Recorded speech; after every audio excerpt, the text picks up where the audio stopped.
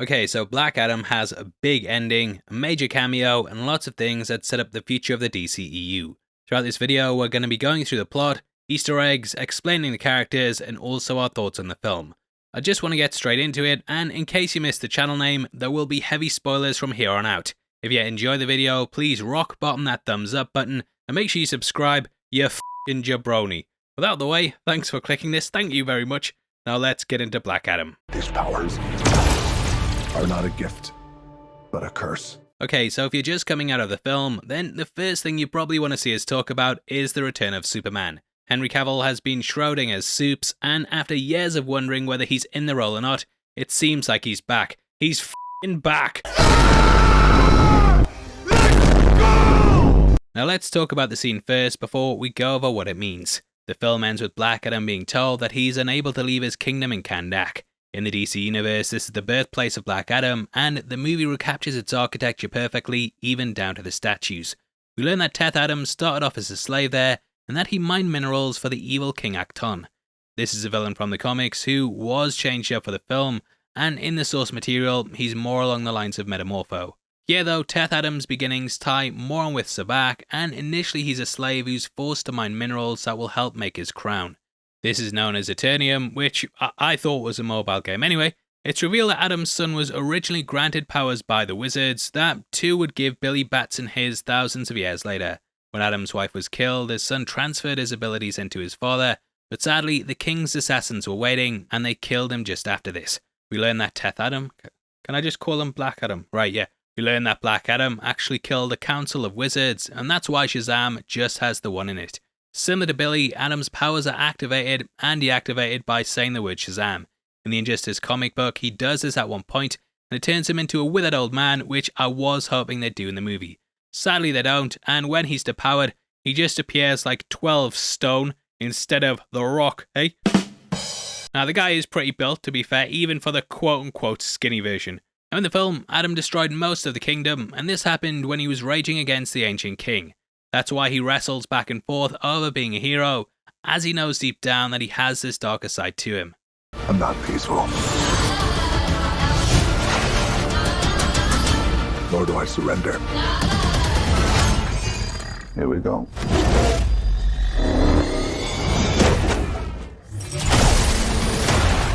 I kneel before no one. Now the movie ends with him destroying Kahndaq's throne and choosing to be its protector instead of its leader. This is similar to the comics, and in those he was originally brought in as a Shazam villain. However, after the turn of the millennium, he was given more of a role as an anti-hero who refused to let the rest of the world walk all over Kahndaq. Anyway, Wallace sends in a holographic drone that forbids him from leaving, and she says that this is now his prison. This is when Adam says no one on this planet can stop him from leaving, and Waller taunts him by saying that she can call in a favour. She has several people she can send in who aren't from this planet, and this sets up the prodigal son's return. The Rock destroys the drone, and this is when Henry Cavill appears as Superman.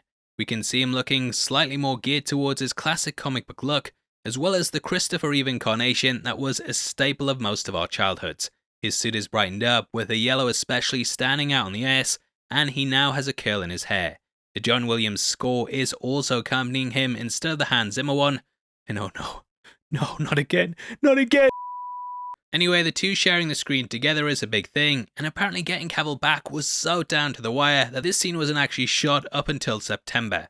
There's lots of foreshadowing to their eventual showdown, with Adam even lighting up a poster of Superman after waking up in Amon's room.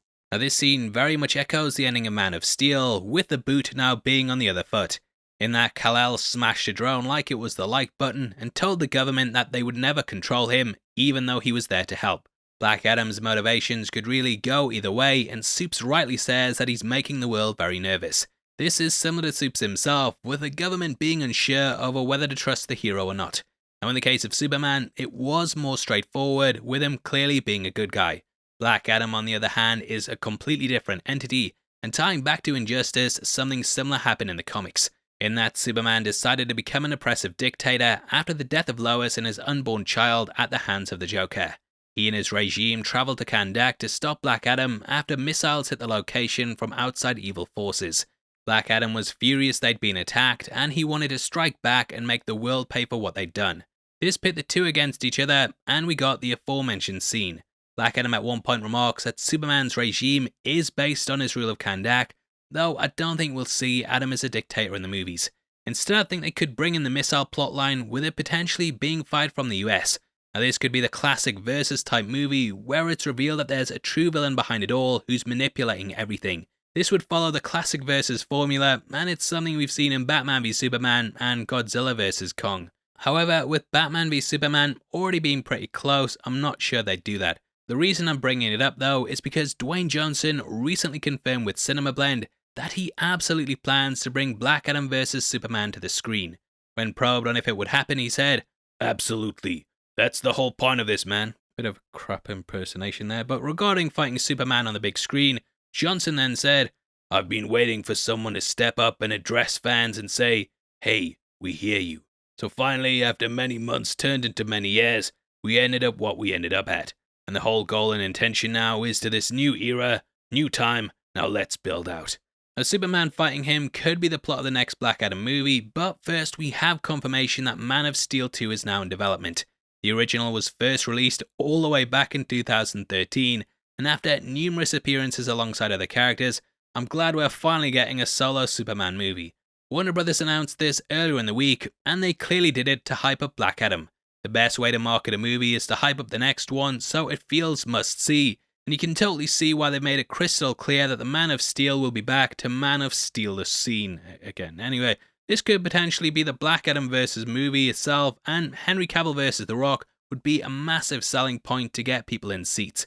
This video is sponsored by Manscaped. The new 4.0 package has made a massive difference to my grooming routine, so I thought I'd team up with them to bring you this amazing new deal. Whether you're brand new to this universe like The Rock or well equipped at trimming your stones, this new kit can help align your entire hygiene routine in one fell swoop. Inside the new 10-part package is everything you love about the performance one, and some new shower goodies that can elevate your game to platinum. Firstly, we have the Lawnmower 4.0 body trimmer and the Weed Whacker nose and ear hair trimmer. Both come with advanced skin safe technology that can make you feel like Mr. Man of Steel your girl. Got them loads of times, absolutely love them, they always work a treat and massively help me up my game. You can also now completely upgrade your shower routine with the Ultra Premium Body Wash and Ultra Premium 2-in-1 Shampoo and Conditioner. Your hair and skin will feel strong and more hydrated than Aquaman. There's also the aluminium-free Ultra Premium Deodorant and also the Crop Preserver Ball Deodorant. As always, you get the Crop Reviver Ball Toner Spray, and this makes sure your Atom Smashers stay smelling great.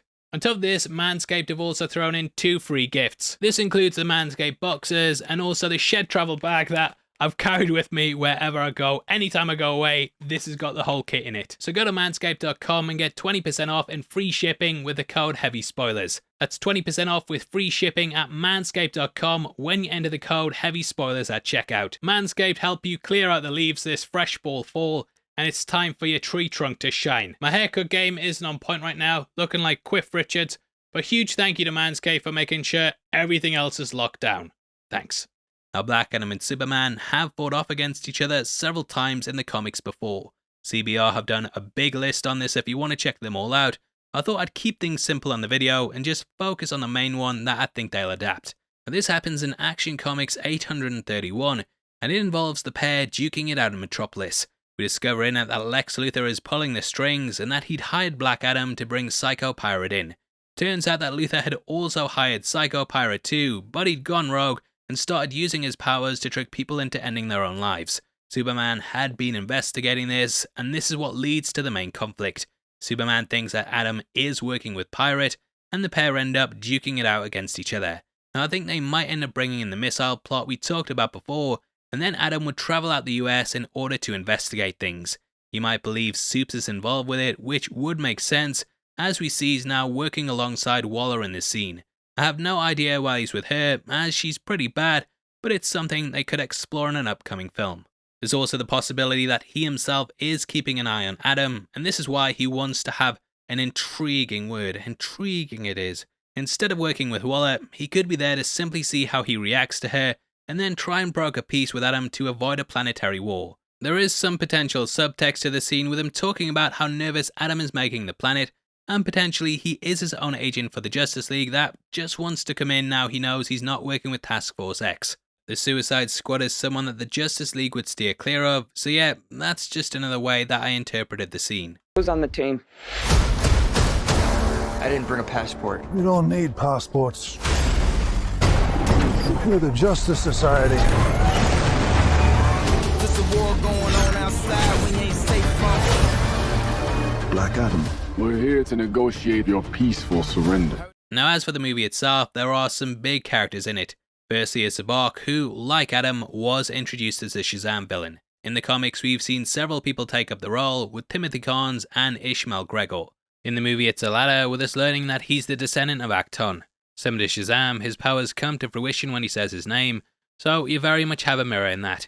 Now he rules the Intergang, who are basically the group in name only. In the comics, they possess technology from the new gods of Apocalypse, however, here they're basically just mercenaries that rule over Kandak. They're predominantly Superman foes in the source material that operate out of Metropolis, however they have worked out of Gotham too, and they became involved in the war between Penguin and Tobias Whale. Also, side note, did anyone keep thinking, it's The Rock, when the sun kept throwing it up? Well, I thought that, and then I also wondered if it was a rock pun. Anyway, moving on, we're also introduced to the JSA, which contains the members Hawkman, Cyclone, Dr. Fate and Atom Smasher. Now the latter actually has a phone call with the original Atom Smasher, aka Al Rothstein. He's played by the Fonz, aka Henry Winkler, who gets an A for effort. Now the new blood can actually alter his molecules to change his size and strength. Our version debuted in 1996 using the name Nuclon, but now he's taken over the mantle. They called him by Waller to stop Black Adam, and this could also explain why she goes further up the chain and ends up calling in Superman.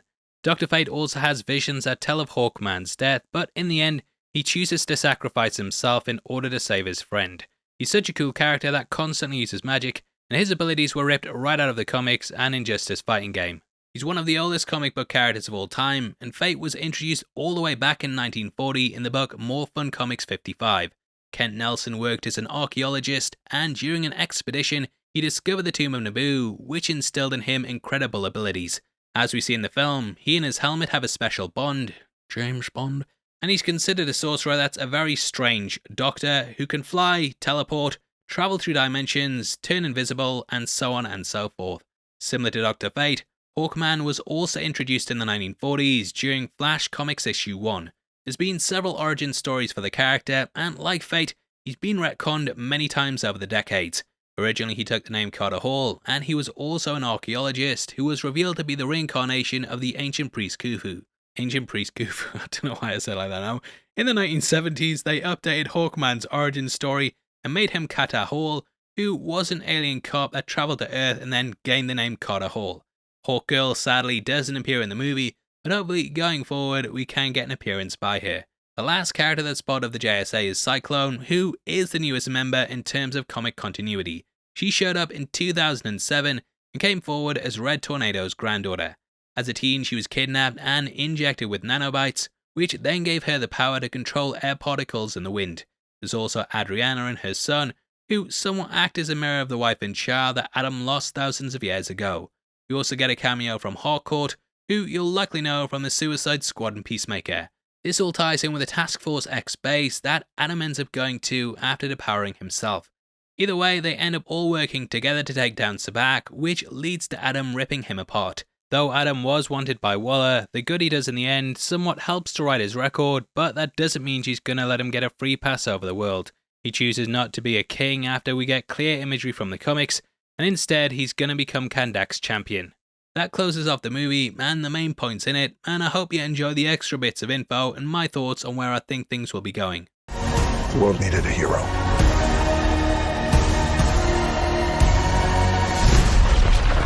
Instead, it got me.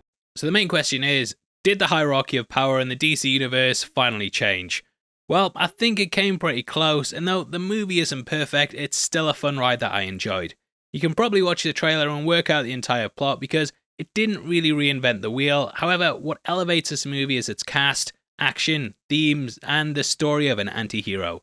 The Rock really brought it, and this guy makes a big impression on screen, and you can tell he's been waiting a while to do it. If you can believe it, he was cast back in 2007, and though I do feel like elements of the movie feel slightly dated because they were clearly working on it for a long time, They ended up telling a story that might be by the numbers, but it also works really well.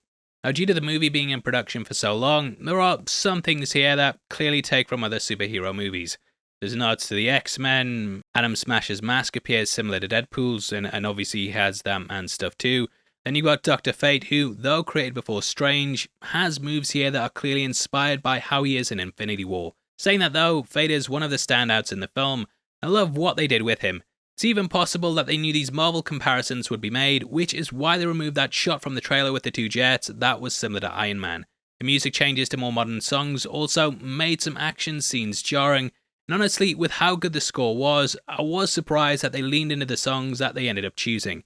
However, these are just really nitpicks and things that don't really damage the movie that much, if at all. Now, I have talked about on Twitter a couple of times, and I think that Dwayne Johnson is genuinely putting his heart and soul into this role, both on and off the camera.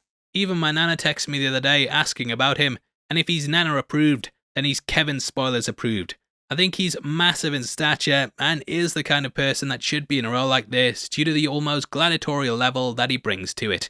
Though initially marketed as something that could probably stand on its own, this gives me hope that DC now have a plan due to the tie-ins with Amanda Waller and Supes. Weirdly, it doesn't look like anything against Shazam is on the horizon, though Rock has said they'll obviously face up at some point. I don't know what the tone of that will be, but we'll see. Either way, I think this was a solid first entry, even if it was by the numbers. Though it goes through the motions, it's the effects and casts are elevated up, and the reveals about the sun, and just stuff like that that keeps it all engaging. So overall, in the end, 7.5 out of 10. Now, I'm sure most of you have seen the Rotten Tomatoes score, and I actually wonder if this might work in its favour. It has me really wanting to shout from the rooftops that this movie is good. I think a lot of people will do the same and help to promote it more. I definitely think that people should go see it. It's a fun popcorn ride, and call me Shilliam Shilspeare, because it's something I want to see do well. I didn't even mention the side characters with Adriana, her brother and son, and they all provided a lot of heart and comic relief to the movie. It's fun, there's lots of things going on, a bit simplistic, but yeah, you'll have a good ride. Go to the movies. Now, obviously, I'd love to hear your thoughts on it and what you want to see next time. We are running a competition right now and giving away 3 copies of Top Gun Maverick on the 15th of November, and all you have to do to be in with a chance of winning is like the video, make sure you subscribe with notifications on, and drop a comment below with your thoughts on the film. We pick the comments at random on the 15th, and the winners of the last one are on screen right now. If that's you, then message me on Twitter at HeavySpoilers. If you want something else to watch, make sure you check out one of our breakdowns on screen now, which will be linked to one of the boxes. Thanks for sitting through the video, really nice having you sit until the end. Got nothing else to say, so I'll see you in the next one. Take care, peace.